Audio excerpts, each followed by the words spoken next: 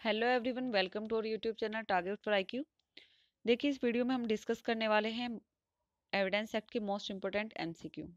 ठीक है, आप देखेंगे कि जितने भी एमसीक्यू होंगे बहुत इंपॉर्टेंट होंगे। आने वाले एग्जाम जो हमारा बिहार एपीओ का 7 फेब का एग्जाम है ना, उसके लिए बहुत इंपॉर्टेंट है।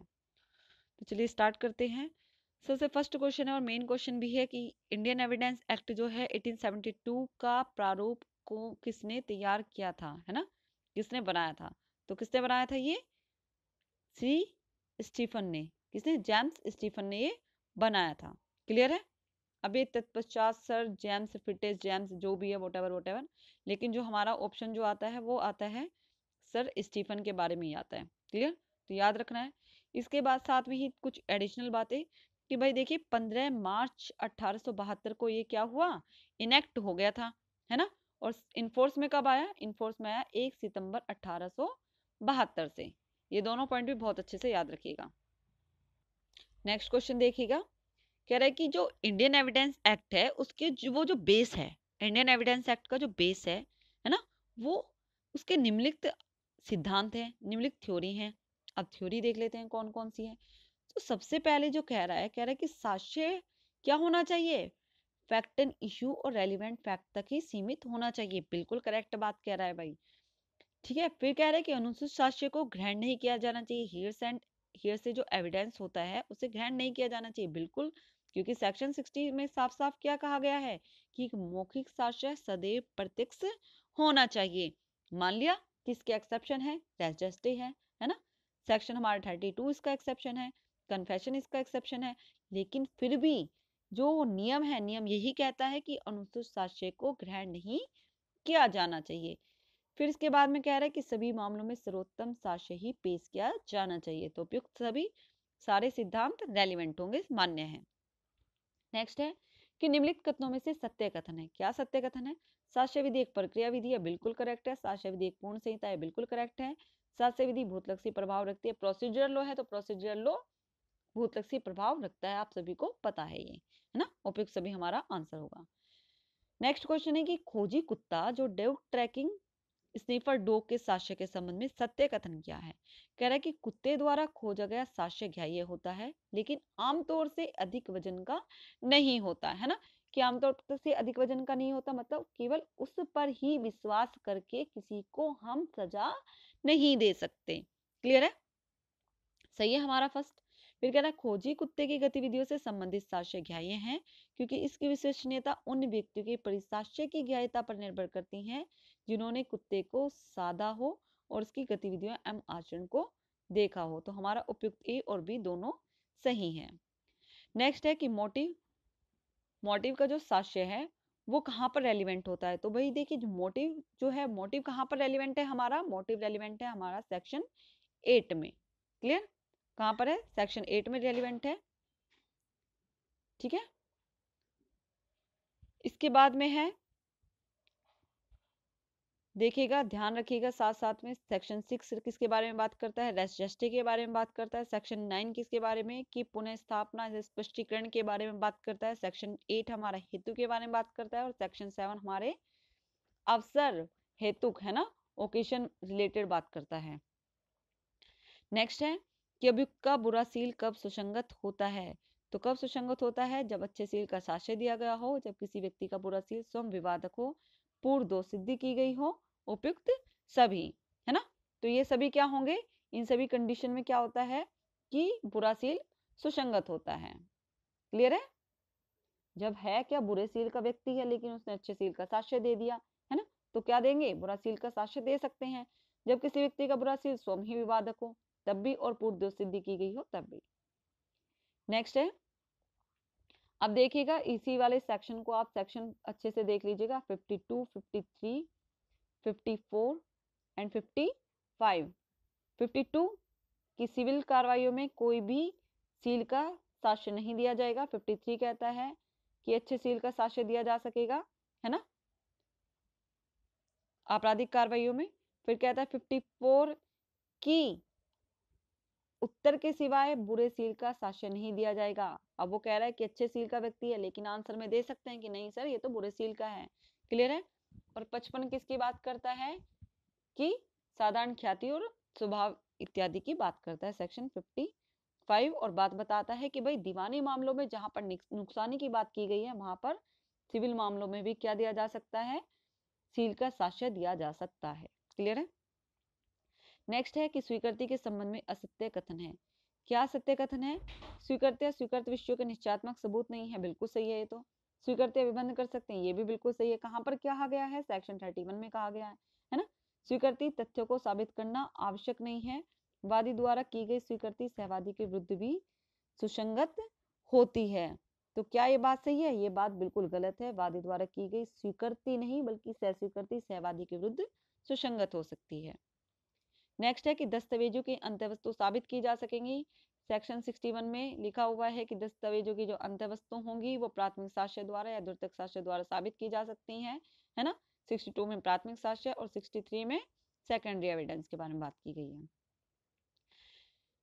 नेक्स्ट है कि किसी दस्तावेजों की अंतःवस्तु का उस व्यक्ति द्वारा जो उसे देखा है दिया हुआ मौखिक वृत्तांत क्या होता है? क्या होता है? जिसने उसे देखा, जिसने उसे सुना, है ना, सुनने वाली बात है, और बोध करने वाली बात है, तो बोध किया, तो वो क्या कहलाता है? वो कहलाता है हमारा भी मौखिक साक्ष्य। ठीक है। लेकिन अब एक क्या कह रहा है क्वेश्चन में? क्वेश्चन में कह रहा है कि किसी दस्तावेज की, दस्तावेज डॉक्यूमेंट की बात कर रहा है ये, है ना, सुनी सुनाई बातें की बात नहीं कर रहा है ये ओरल एविडेंस की बातें नहीं कर रहा है, डॉक्यूमेंट्री एविडेंस की बात कर रहा है। तो देख लेंगे कि किसी दस्तावेज की अंतःवस्तु का उस व्यक्ति द्वारा जिसने उसे देखा है दिया हुआ मौखिक वृत्तांत क्या होगा? उसका सेकेंडरी एविडेंस माना जा सकता है। क्लियर। नेक्स्ट है कि निम्नलिखित में से किस मामले में खोजी कुत्ते के साक्ष्य की विश्वसनीयता के संबंध में मार्ग निर्देशक सिद्धांत दिए गए थे? तो ये दिए गए थे बाबू मकबूल शेख बनाम महाराष्ट्र राज्य में। नेक्स्ट है कि परिवादी कथित अपराध के संबंध में तुरंत परिवाद किया, परिवादी के कथित अपराध के संबंध में तुरंत क्या किया गया? कंप्लेंट की गई, उसके परिवाद में कथन सुसंगत होगा। कैसे? कि अगर मृत्यु हो जाती है उसकी तो पश्चात मृत्यु कथन के रूप में होगा और संपोषक साक्ष्य के रूप में होगा। यदि वो जीवित बच जाता है या आचरण के साक्ष्य के रूप में होगा। उपयुक्त ए या बी दोनों के रूप में होगा। देखिए जी, आंसर आपको कमेंट बॉक्स में इसका बताना है। नेक्स्ट है कि यदि किसी हस्ताक्षरकर्ता का इलेक्ट्रॉनिक हस्ताक्षर इलेक्ट्रॉनिक अभिलेख पर नियत किया गया अभिकथित किया जाता है तो इस तथ्य को साबित किया जाना चाहिए कि ऐसा इलेक्ट्रॉनिक हस्ताक्षर हस्ताक्षरकर्ता का इलेक्ट्रॉनिक हस्ताक्षर है ना। ये जो नियम है ये कहाँ पर लागू होता है? कहाँ पर लागू होता है ये जो नियम है? ये नियम लागू होता है सुरक्षित इलेक्ट्रॉनिक हस्ताक्षर पर लागू नहीं होता। क्लियर। क्लियर है। Answer A. क्लियर है। तो इसका आंसर जो होगा ए होगा कि सिवाय जो सुरक्षित इलेक्ट्रॉनिक हस्ताक्षर है उन पर लागू नहीं होता, सिवाय उनके सभी पर लागू होता है। नेक्स्ट है कि कै को ख उपहति कारित करता है और धमकी देता है कि मैं तुम्हें जान से मार दूंगा। कै प्रथम सूचना रिपोर्ट दर्ज कराता है और तत्पश्चात उसकी मृत्यु हो जाती है। तो भैया बताओ एफआईआर में अंतर्वस्तु क्या मानी जाएगी? सभी को पता होगा कि भाई क्या माना जाएगा? डायरेक्ट डिक्लेरेशन के रूप में मानी जाएगी। बहुत सिंपल सा क्वेश्चन है। नेक्स्ट है सूचक प्रश्न पूछे जा सकते हैं। तो कहाँ नहीं पूछे जा सकते? सबसे पहले बता देता है भाई कहाँ नहीं पूछे जा सकते। कह दिया कि भाई मुख्य परीक्षा में नहीं पूछोगे, है ना। क्लियर है। कह रहा है लेकिन कहाँ पूछे जा सकते हैं?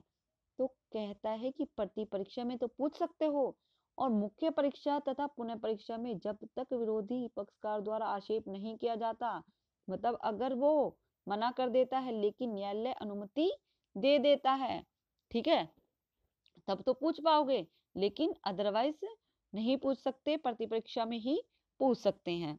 क्लियर है। कह रहा है कि मुख्य परीक्षा एवं पुनः परीक्षा में जब विरोधी पक्षकार द्वारा आक्षेप किया जाता है लेकिन न्यायालय अनुज्ञा देता है तो वो पूछ सकता है। तो यहाँ पर जो रेलिवेंट आंसर होगा वो डी ही होगा।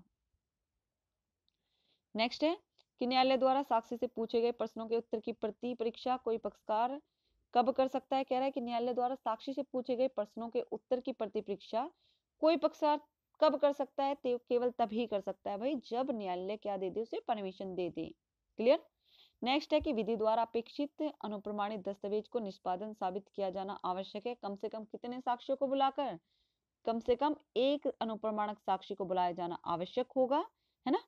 और यदि वह जीवित है और साक्ष्य देने के लिए समर्थ है। तो हमारा आंसर होगा ए।